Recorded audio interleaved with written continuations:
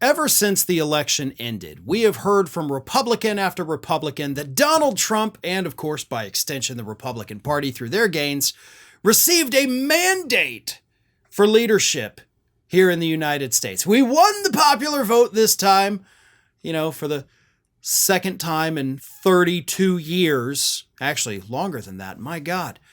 But anyway, we won the popular vote for the second time in God, what would that be? 36 years? 38 years? I think it's 36. But anyway, they think it's a mandate. Well, and of course, obviously, they tell us that, Donald Trump, more than half the country voted for him. Turns out that's not true. In fact, now that, the last of the votes are being counted and we have those official tallies, not even half of eligible voters voted for Donald Trump.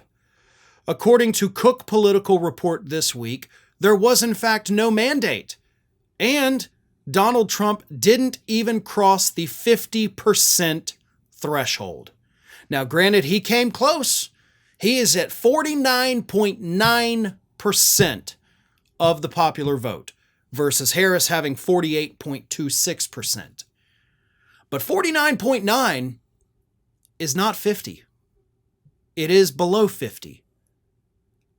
And when you look at the fact, you add these numbers up and we have 150 million people voted? So less than half the country voted, and less than half of the people who voted for Donald Trump. So there is no mandate.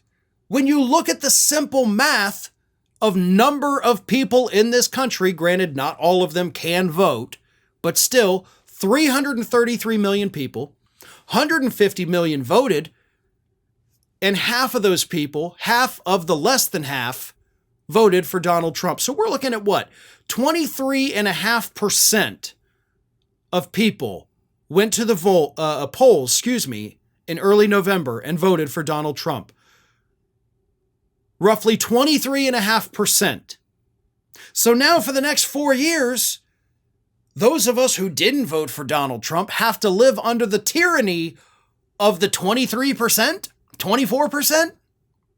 I mean, hell, let's even say 25%. It doesn't matter. We're talking about a quarter of the country or less put this guy in power.